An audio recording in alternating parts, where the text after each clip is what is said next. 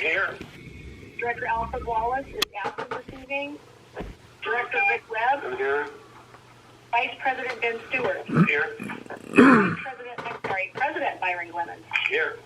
General Manager Kim Domingo is absent this evening. Do we have the Director of Public Works, John Houghton? Here. And I am the Director of Administration and Board Secretary. My name is Sherry Smith. Do we have our legal counsel, John Comar, on the line? Yes, you do. Hi, John. Good evening, John. Good evening. All right. We do have a quorum, sir. Everyone rise for the pledge, please. Ready? Begin. I pledge allegiance to the flag of the United States of America and to the republic for which it stands, one nation, under God, indivisible, with liberty and justice for all. May the God we just pledged grant us discernment that we need to make decisions tonight that please Him. Need a motion to approve the agenda if there's no additions or deletions. No additions? Motion to approve as submitted. And a second? A second. All in favor say aye. Aye. Opposed, same sign. Motion is carried. Public comments. Now is the time for the public, if you're out there, to let us hear from you.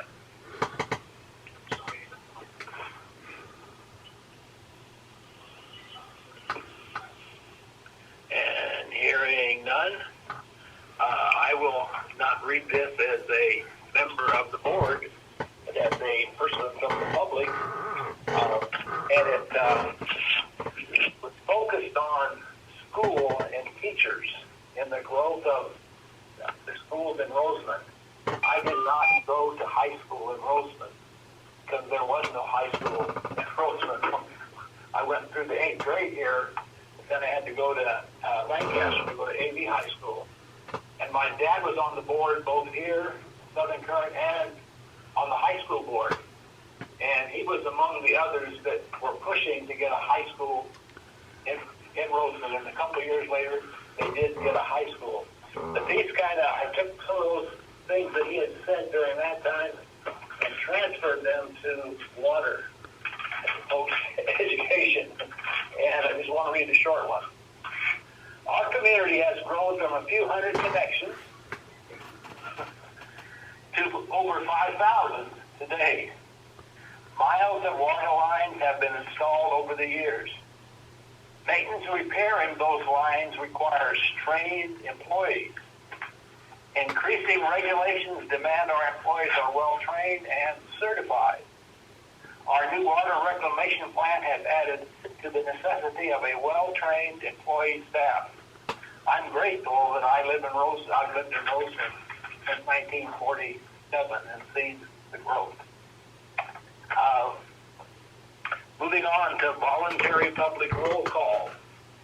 Anyone out there want to let us know you're on the line? Yes, hi Byron. Roseman News. Good evening. Good evening. Roseman E-News is here. And John Joyce reporting for print and YouTube.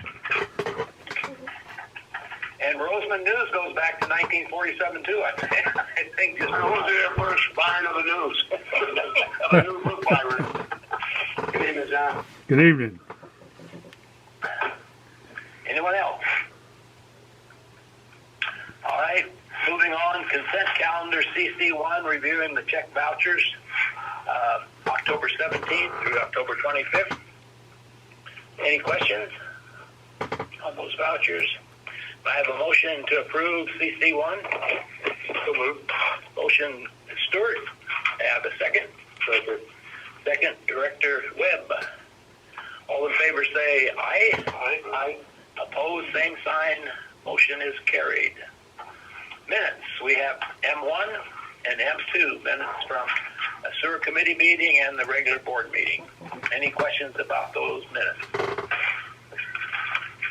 Hearing no questions, I have a motion to approve M1 and M2. So Director Washington made the motion and Director Stewart makes the say aye. Aye. Opposed, same sign. Motion carried. Moving on to new business. New business one. Approval of a new CalNet contract. Sherry is going to explain that to us before we. Thank you, Hold Mr. on. President. So the California Network and Telecommunications Program, which is called CalNet, it's a competitively bid contract that provides a lot of different telecommunication and network services to public entities like the district throughout the state of California. This results in much lower telecommunication fees for participating agencies. CalNet contracts with AT&T for services provided to the district, and the district participated in this program for many years. So our current contract, which is CalNet 3, expires at the end of this year, and we have to have an approval of a new contract, CalNet NextGen, for continued program eligibility. There's a slight cost increase. The NextGen plan will be $118 per month for 10 lines, which is a really great savings, and $98 a month for 15 Centrix lines, and that's in addition to usage charges. The monthly cost for the basic business line will increase from $9.41 to $11.76, and there's no monthly price increase for the Centrix line. We're asking for approval in order to take advantage of this preferred pricing. Sherry, so what's the total price for both everything per month? I wasn't able to verify if the usage charges are increasing, so I don't anticipate the usage charges would increase, but the increase for the actual contract for the actual lines would be a total of $288 annually. Doesn't seem like much, but it's one more of those things that we have to have if we want to comply with regulation. Any other questions? Yes, sir. I would entertain a motion for NB1. Motion approved. And I need a second. So second. Second, Director Washington. Director Webb made the motion. All in favor say aye. Aye. Opposed, same sign. NB1 is approved. Batting 100%, Sherry. Cool. NB2, approved new a non-profit activity on district property, the Scout Troop 41 and the Cub Scout Troop 41. Their weekly meetings would be on the 20th Street location that we own. So the district was approached by the Scout Troop 41 and Cub Scout Pack 41 leadership. They would like to hold weekly meetings at the district-owned building located at 2700 20th Street West. The Scout Troop 41 would meet Wednesday at 7 p.m. to 8:30 p.m., and the Cub Scout Pack 41 would meet every Thursday only from June to September from 7 p.m. to 8 p.m. And staff has determined that the district costs are minimized due to the event being conducted twice per week, and no staff would need to be on site during the meetings. And staff recommends approval so that a community need is addressed. And the liability is fine. The scouts have their own insurance. Do you wish to say anything? Yeah. It's flipped. I think the Cub Scouts are September to June. Oh, I'm sorry. They don't need to. Okay. Anybody have any questions for Ben? For Ben, I'm actually going to abstain from the vote. I have some comments. Recently we've had the Red Cross Blood Bank here, the Economic Alliance in our boardroom, and now the Cub Scouts want to use our facility. I think these are good examples of community service. The Cub Scouts play a very important part in youth development. I was a Cub Scout, and I know what that's all about. So I'm happy to hear that we can assist them. But my only concern is the condition of the building.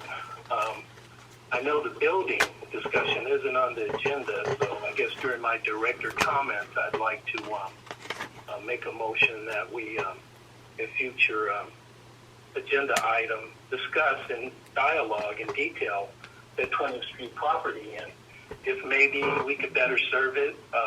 as a community service building or if we're going to lease it. But I'd like to really open up some dialogue on that and see where we can find a win-win with it. So really like this, that the Cub Scouts will have a place to have their meetings. The frustration has always been with the problem of the legality of using the room, the liability, and that you've read of the insurance. But it would be good to discuss it. We could call it the Byron Glenn Community Center. No, we don't. We don't want to do that. Any other questions about NB2? All right. Hearing no more questions, I'll entertain a vote to approve NB2. So motion. Motion, Director Washington. Second. Director Webb, sir. Second, Director Webb. And Director Stewart is going to abstain. All in favor say aye. Aye. Opposed? Motion carried. Director's reports. And we're right back where you wanted to. We're moving right along here.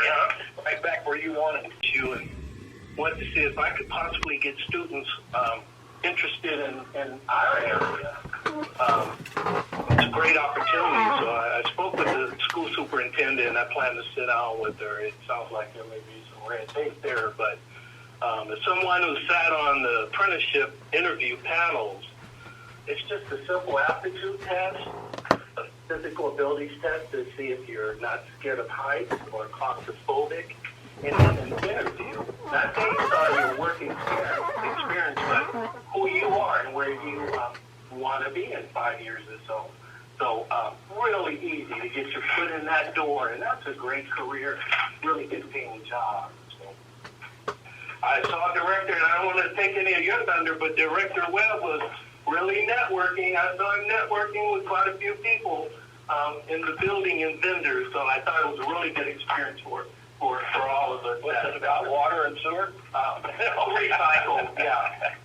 Retirement. That's all I have. All right. Director Stewart. I don't have anything tonight. Director Webb. Okay, evening, folks. The couple things came up. First of all, Palmdale Water.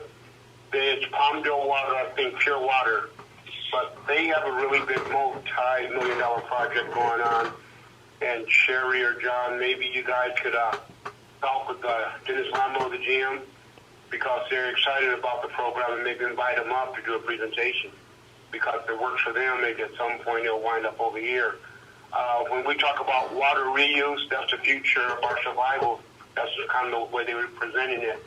They had a panel discussion on the Colorado River, which was very interesting, about what's not there and how the water comes down and how it gets sucked up really quick. One of the things they did bring up in one of the seminars, they talked about consolidations, because everyone's doing the same thing. What they were talking about somewhere in the future, from a cost standpoint, a lot of the smaller utilities may have to consolidate to do these jobs because of the size they are. The price stays the same regardless of the size of the utility. But the other part that was interesting is that how many ways they're looking at recycling water. We percolate, some people inject, some of them blend, but a couple of those seminars I listened to, I'm not happy with taking a whole bunch of good water, blending it with portable water to pump into the ground to pull back up. So we got to work on the balance. But good seminar, interesting seminar. A lot of interesting people there. The guy from UCLA, he's a PhD. He's a doctor, PhD guy there. He said as much as California talks about recycling, with third, he said Arizona.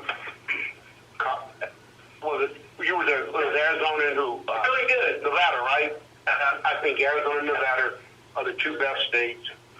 We were third, Colorado and New Mexico. So we got a long ways to go, but a lot of interesting stuff. A lot of money being spent, and there's a lot of grants out there to help with this. So that was a good topic. Back to your comments, Director Webb, about the Colorado River. A lot of people out here in the Antelope Valley that get state water, they think we're just in great shape, but little do they know. And a large portion of Southern California gets their water from the Colorado River. They were down to the sides, and it's so bad out there. It was a good seminar, though. Yeah. All right. Thank you. Thanks, sir. All right. Tagging into your comments, Director Washington, in the past, we've had, during the summer, some high school interns or maybe college interns that came here, and that's kind of, I think, something we could come back to. I don't know, John, how we did that before, to expose our own students to the jobs that are here. Yeah, I'm not sure when I first started it was doing that. It's typical summertime, local from high school. And Yeah. It was a program through the county, I think, wasn't there? Not much. Yeah. I was pretty new on it. Yeah. Didn't do that, but shortly after I started here, they stopped that program. Yeah. And I think that's what we need is to maybe they would have a work fair at the high school and they would sign up, to come here and not necessarily interns, but be exposed to not just the water, but the water reclamation plants too, Right. And, some of the things that was discussed, the strategy about, dealing with new people coming in the apprenticeship program. And it's how you deal with them. They no longer look at long term, and they want to know about money, how much money they're going to make in the short term. So if you can some kind of way incorporate and really emphasize that short term, that they want to hear how much money it is, but the long term is, well, it's what it's, you see November 30th, it's the long term. When you look at the valley water and sewer jobs, they're good paying jobs. They're not retail jobs that just don't pay. They're more of a professional job. Mr. President, I think that's the other part about the money part. I don't think people realize the money involved in that industry. I'm not comparing dollar to dollars, but you have $100,000 employees with blue jeans on. You got guys with suit and ties, and they run around $50,000.